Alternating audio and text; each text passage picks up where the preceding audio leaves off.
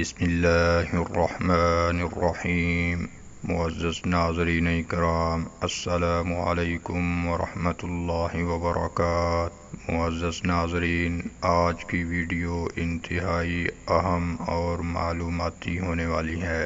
اس لیے آپ حضرات سے گزارش ہے کہ اس ویڈیو کو مکمل دیکھیے گا۔ معزز ناظرین، آج کی ویڈیو میں ہم جنات کے شر سے حفاظت کے لیے مشہور تعویذ حرز ابو دجانہ رضی اللہ تعالی عنہ کے متعلق تفصیل سے جانیں گے کہ یہ حدیث کی کون کون سی کتب میں ملتا ہے اور اس کی اسنادی اور شرعی حیثیت کیا ہے۔ کیا اس تعویذ حرز ابو دجانہ رضی اللہ تعالی عنہ کو استعمال کرنا چاہیے یا نہیں کرنا چاہیے، اور اس طرح کے تعویذات کے متعلق لوگوں کے دلائل کیا ہیں، ان تمام باتوں کو آج کی ویڈیو میں ہم تفصیل سے جانیں گے اور سمجھیں گے۔ معزز ناظرین، حضرت ابو دجانہ رضی اللہ تعالی عنہ نے حضرت صلی اللہ علیہ وسلم سے اپنے گھر میں جنات کی آمد اور ان کی ایذا رسانی کی شکایت کی، تو حضرت صلی اللہ علیہ وسلم نے حضرت ابو دجانہ رضی اللہ تعالی عنہ کو جنات کے نام ایک تحریر لکھوا کر دی، جس کے نتیجے میں جنات منت سماجت کر کے ان کی ایذا رسانی سے باز آ گئے۔ چنانچہ حضرت صلی اللہ علیہ وسلم کا لکھوایا ہوا وہ خط جنات کے شر سے حفاظت کے لیے ایک مجرب تعویذ کے طور پر استعمال ہونے لگا، جو حرز ابو دجانہ رضی اللہ تعالی عنہ کے نام سے مشہور ہوا۔ معزز ناظرین، حضرت ابو دجانہ رضی اللہ تعالی عنہ کے اس قصہ والی یہ حدیث دو طرق مطلب کہ دو سندوں کے ساتھ احادیث کی کتابوں میں ملتی ہے۔ ان میں سے ایک سند جو آپ سکرین پہ دیکھ رہے ہیں وہ حضرت دجانہ رضی اللہ تعالی عنہ خود روایت کرتے ہیں، اور دوسری سند جس سے یہ حدیث ملتی ہے وہ موسیٰ الانصاری کی ہے۔ اس سند کو بھی آپ سکرین پہ دیکھ رہے ہیں۔ معزز ناظرین، ان دونوں سندوں میں سے پہلے ہم موسیٰ الانصاری کی سند کو دیکھتے ہیں کہ ائمہ محدثین کے نزدیک اس سند کی کیا حیثیت ہے۔ ناظرین کرام، حرز ابو دجانہ رضی اللہ تعالی عنہ کے واقعے کو موسیٰ الانصاری کی سند سے امام ابن جوزی رحمہ اللہ نے اپنی کتاب الموضوعات میں جلد نمبر 3 صفحہ 426 میں نقل کیا ہے، اور اس کے بعد امام ابن جوزی رحمہ اللہ نے فرمایا بلا شبہ یہ حدیث موضوع یعنی من گھڑت ہے، اس کی سند منقطع ہے، مطلب ٹوٹی ہوئی ہے۔ صحابہ کرام میں موسیٰ نام کا کوئی صحابی نہیں تھا، اور اس سند میں اکثر راوی مجہول ہیں، یعنی لا علم ہیں، جن کے بارے میں کتب رجال وہ کتابیں کہ جن میں حدیث روایت کرنے والے راویوں کے نام اور نسب نامے لکھے ہوتے ہیں، ان کی کوئی معلومات نہیں ہیں۔ اسی طرح علامہ سیوطی رحمہ اللہ نے اپنی کتاب آلاء المصنوع میں جلد نمبر 2 صفحہ نمبر 292 کتاب الذکر والدعاء میں اس حدیث کو نقل کرنے کے بعد امام ابن جوزی رحمہ اللہ کی رائے کی موافقت فرمائی ہے، اور امام بہقی رحمہ اللہ نے بھی اس روایت کو موضوع ہونے کی طرف اشارہ کیا ہے۔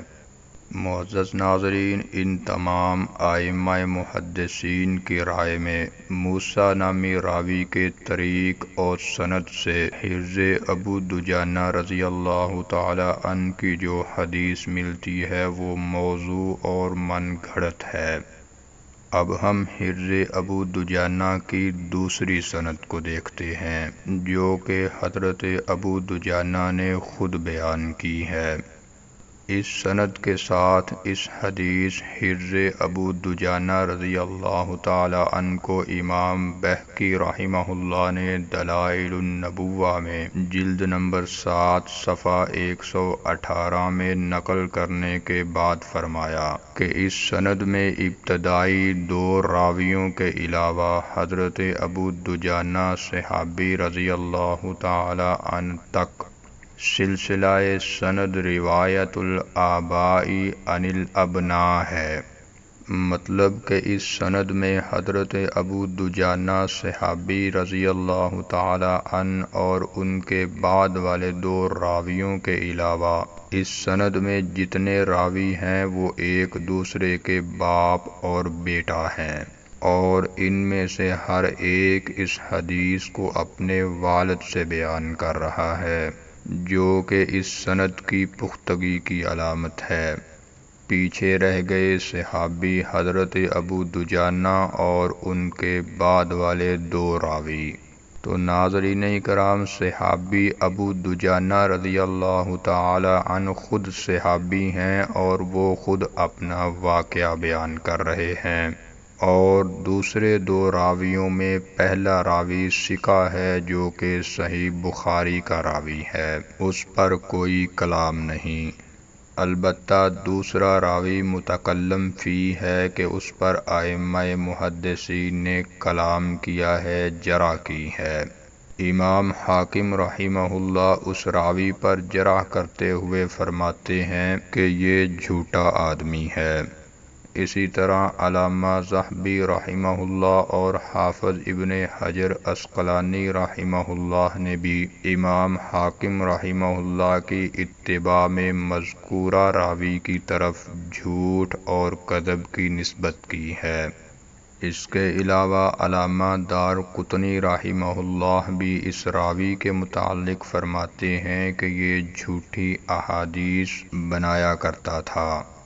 معزز ناظرین، مذکورہ راوی علی بن محمد المروزی الحمادی کی صحت اور ضعف کا اصل دار و مدار امام حاکم رحمہ اللہ کے قول پر ہے، کیونکہ یہ امام حاکم رحمہ اللہ کے استاد اور ان کے ہم عصر ہیں، اس لیے اس راوی کے بارے میں ان کے قول کا اعتبار کیا جائے گا۔ باقی جن ائمہ سے اس راوی پر جرح منقول ہے وہ اس راوی کے زمانے سے کافی بعد میں پیدا ہوئے ہیں، اور انہوں نے بھی اصل دار و مدار امام حاکم رحمہ اللہ کے قول کو ہی قرار دیا ہے۔ معزز ناظرین، امام حاکم رحمہ اللہ نے اس راوی پر جرح کرتے ہوئے اسے کذاب مطلب جھوٹا کہا ہے،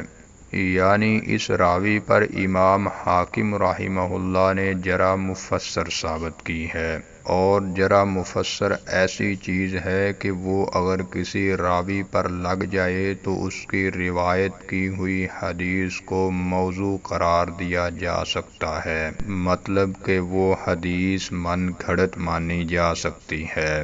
لیکن یہاں پر اگر اس راوی پر جرح مفسر لگا دی جائے تو پھر المستدرک علی الصحیحین میں بھی ایک حدیث موجود ہے جس حدیث کو یہی راوی روایت کرتے ہیں، اور اس حدیث کو ائمہ محدثین نے صحیح اسناد کہا ہے، حالانکہ جس روایت کی سند میں اگر کوئی راوی کذاب ہو تو اصول و قواعد کی روح سے اس حدیث کو موضوع قرار دیا جاتا ہے، مگر یہاں پر اس کے برعکس امام حاکم رحمہ اللہ اور علامہ ذہبی رحمہ اللہ نے اس روایت کو صحیح الاسناد والمتن اور صحیح غریب کہا ہے۔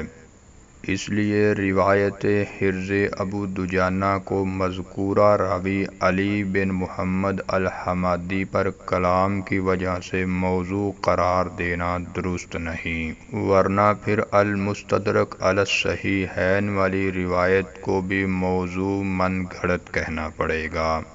معزز ناظرین، ان تمام باتوں سے ہمیں یہ بات سمجھ آ رہی ہے کہ حرز ابو دجانہ کا وہ طریق جس میں راوی حضرت ابو دجانہ رضی اللہ تعالی خود ہیں، وہ روایت سند کے اعتبار سے ضعیف ہے،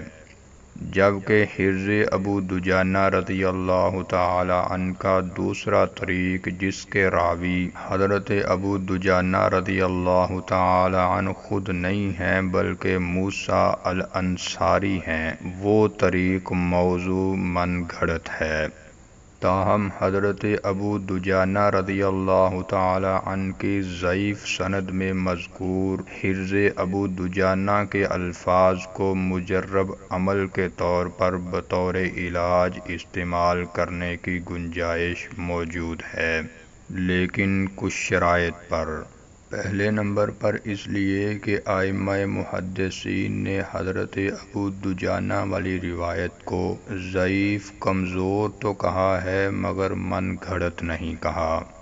دوسرے نمبر پر جو شخص حرز ابو دجانہ کا استعمال کرے وہ اسے کھلے کاغذ پر لکھ کر دکان یا دیوار پر لگا تو سکتا ہے مگر طے کر کے فولڈ کر کے جسم کے کسی حصے پر باندھ نہیں سکتا، اس لیے کہ اس سے ایک تو شرکیہ اور شیطانی تعویذات لکھنے والوں کو چور راستہ مل سکتا ہے اور وہ عام سادہ مسلمانوں کو حرز ابو دجانہ کے نام پر کچھ بھی دے سکتے ہیں۔ دوسرا، آپ صلی اللہ علیہ وسلم سے ثابت بھی نہیں ہے کہ آپ نے حضرت ابو دجانہ رضی اللہ تعالی عنہ کو جسم پر باندھنے کے لیے کوئی تعویذ دیا ہو۔ معزز ناظرین، حرز ابو دجانہ رضی اللہ تعالی عنہ کو بطور تعویذ جسم پر باندھ کر استعمال کرنے کے لیے ہمیں قرآنی تعویذ کو جائز کہنے والے اور ہر طرح کی تعویذ کو ناجائز کہنے والوں کے دلائل بھی دیکھنے چاہیے، جس سے مزید بات کھل کر سامنے آ جائے گی۔ ناظرین اکرام، قرآن و حدیث کے تعویذوں کو جائز کہنے والوں کی دلیلوں کا خلاصہ یہ ہے۔ پہلی دلیل، اللہ تعالیٰ کا یہ فرمان ہے کہ ہم اس قرآن میں وہ کچھ نازل کر رہے ہیں جو ماننے والوں کے لیے شفاء اور رحمت ہے۔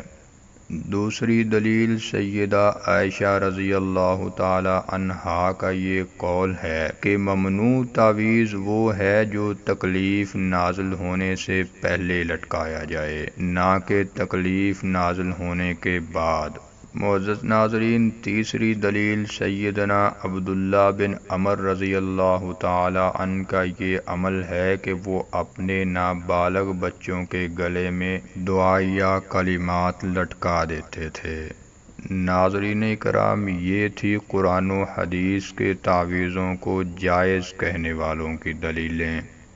رہے وہ لوگ جو قرآن و حدیث کی دعاؤں کی تعویذ بھی لٹکانے سے منع کرتے ہیں اور قرآن مجید کے شفا ہونے والی آیت کے متعلق کہتے ہیں کہ یہ آیت مجمل ہے، یعنی اس میں طریقہ شفا اور علاج نہیں بتایا گیا بلکہ قرآن سے علاج کرنے کا طریقہ رسول اللہ صلی اللہ علیہ وسلم نے بیان فرمایا ہے، اور وہ ہے اس کی تلاوت کرنا اور اس کے احکام پر عمل کرنا۔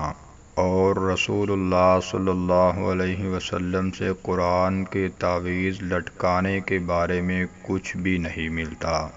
بلکہ صحابہ کرام سے بھی اس سلسلہ میں کچھ بھی نہیں ملتا۔ اور سیدہ عائشہ رضی اللہ تعالی عنہا کا قول بھی مجمل ہے، اس میں قرآن کے تعویذ کی اجازت نہیں ہے بلکہ صرف اتنا ذکر ہے کہ ممنوع تعویذ وہ ہے جو تکلیف نازل ہونے سے پہلے لٹکا لیا جائے۔ رہا عبداللہ بن عمر رضی اللہ تعالی عنہ سے مروی ان کا عمل، تو یہ روایت سند سے ضعیف ہے اور اس مفہوم پر بھی دلالت نہیں کرتی کہ قرآنی تعویذات کو لٹکایا جائے۔ اس لیے کہ اس روایت میں ہے کہ عبداللہ بن عمر اپنے بڑے بچوں کو یہ دعا یاد کراتے تھے اور چھوٹے بچوں کے لیے تختی پر لکھ کر ان کے گلے میں لٹکا دیتے تھے۔ معزز ناظرین، اس سے ظاہر ہوتا ہے کہ یہ تختی ان کے گلے میں دعا یاد کرنے کے لیے لٹکاتے تھے، نہ کہ تعویذ کی حیثیت سے، اور تعویذ کاغذ پر لکھا جاتا ہے نہ کہ تختی پر۔ معزز ناظرین، اب قرآن و حدیث کے تعویذوں کو بھی منع کرنے والوں کے دلائل بھی دیکھ لیتے ہیں۔ پہلی دلیل یہ ہے کہ تعویذوں کے بارے میں ملنے والا ممانعت کا حکم عام ہے اور شریعت میں اس عموم کی کوئی تخصیص بھی نہیں ملی، لہذا یہ حکم اپنے عموم پر باقی رہے گا کہ ہر طرح کا تعویذ ناجائز ہے۔ دوسری دلیل یہ ہے کہ اگر یہ عمل شرعی ہوتا تو نبی کریم صلی اللہ علیہ وسلم نے اسے بیان فرمایا ہوتا، جیسا کہ رقیہ یعنی دعا پڑھ کر پھونکنے کا حکم بیان فرمایا اور شرکیہ کلام نہ ہونے کی صورت میں اس کی اجازت دے دی۔ لیکن اس طرح کی بات نبی صلی اللہ علیہ وسلم نے تعویذوں کے بارے میں نہیں کہی، لہذا معلوم ہوا کہ کسی بھی طرح کا تعویذ جائز نہیں۔ تیسری دلیل صحابہ کرام کے وہ فتوے ہیں جو تعویذ کی ممانعت میں آئے ہیں، کیونکہ صحابہ کرام رسول اللہ صلی اللہ علیہ وسلم کے طریقہ کو دوسروں کی بنسبت زیادہ جانتے تھے۔ اسی طرح تابعین اعظام بھی ہر طرح کے تعویذ مکروہ جانتے تھے، خواہ قرآن کے ہوں یا غیر قرآن سے۔ چوتھی دلیل یہ ہے کہ فساد کا سد باب شرعی طور پر واجب ہے، تاکہ شرکیہ تعویذ قرآنی تعویذوں کے ساتھ اس درجہ خلط ملط نہ ہو جائیں کہ شبہ کی وجہ سے شرکیہ تعویذوں سے روکنا مشکل ہو جائے۔ پانچویں دلیل یہ ہے کہ قرآن مجید کا تعویذ لٹکانا قرآن مجید کی بے حرمتی کا باعث ہے، مثلاً بیت الخلاء وغیرہ میں اس تعویذ کے ساتھ داخل ہونے سے قرآن کی توہین ہے۔ چھٹی دلیل یہ ہے کہ ان لوگوں کا قرآن اٹھائے پھرنا جو نہ اس کا معنی سمجھتے ہیں نہ ہی اس کی عزت کرتے ہیں، وہ لوگ اللہ تعالیٰ کے اس فرمان عام کمثل الحمار یحمل اسفارا کے تحت آ جاتے ہیں، جس کا مطلب یہ ہے کہ ان کی مثال ان گدھوں کی سی ہے جو شریعت کی کتابیں اٹھائے ہوئے ہیں، نہ اسے سمجھتے ہیں نہ ہی اس پر عمل کرتے ہیں، کیونکہ وہ نہیں جانتے کہ اس قرآنی تعویذ میں کیا ہے، نہ ہی اس کی عزت و توقیر کرنا جانتے ہیں۔ چنانچہ بسا اوقات اس قرآنی تعویذ پر نجاست بھی پڑ جاتی ہے، خاص کر اس وقت جب پہننے والا پاگل یا چھوٹا بچہ ہو۔ تو ناظرین کرام، تمام احادیث اور ائمہ محدثین کے بعد خلاصہ کلام یہ ہے کہ شیاطین کا کام اور مقصود اولاد آدم کو خوف زدہ اور پریشان کرنا ہے۔ ہمارے گھروں میں خونی چھینٹیں پڑنا، مختلف آوازیں آنا، دروازے بجنا، آگ لگنا، بالوں اور کپڑوں کا کٹ جانا، قیمتی چیزوں کا گم ہو جانا اور اس طرح کی کئی دوسری حرکات شیطان کی طرف سے ہوتی ہیں۔ پھر اس کے علاج کے لیے جو روحانی بابے بن کر کام کرتے ہیں، وہ بھی شیطانی اور ابلیسی ہتھ کنڈے استعمال کرتے ہیں، جس سے بہت سے لوگوں کا ایمان خطرے میں پڑ جاتا ہے۔ معزز ناظرین، ان تمام شیطانی حرکات کے توڑ کے لیے پیروں، عاملوں اور تعویذات کے علاوہ ان کاموں پر دھیان دینا چاہیے کہ اپنے گھر میں اسلامی فضا سازگار کریں اور دینی ماحول بنائیں۔ گھر کے تمام افراد نماز پنجگانہ کی پابندی کریں اور بالغ افراد مسجد میں باجماعت نماز ادا کریں۔ صبح و شام کے اذکار کو اپنی زندگی کا حصہ بنائیں اور ان کے پڑھنے کا اہتمام کریں۔ سورۃ البقرہ، آیت الکرسی اور سورہ اخلاص اور معوذتین بآواز بلند پڑھیں۔ گھر میں جو شیطانی کاموں کے آلات اور ذرائع استعمال ہوتے ہیں انہیں بالکل ختم کر دیں۔ تو ناظرین کرام، یہ تھی آج کی ویڈیو، اور اگر آپ اس طرح کی اور معلوماتی ویڈیوز دیکھنا چاہتے ہیں تو اس چینل کو سبسکرائب کر لیں۔ السلام علیکم ورحمۃ اللہ وبرکاتہ۔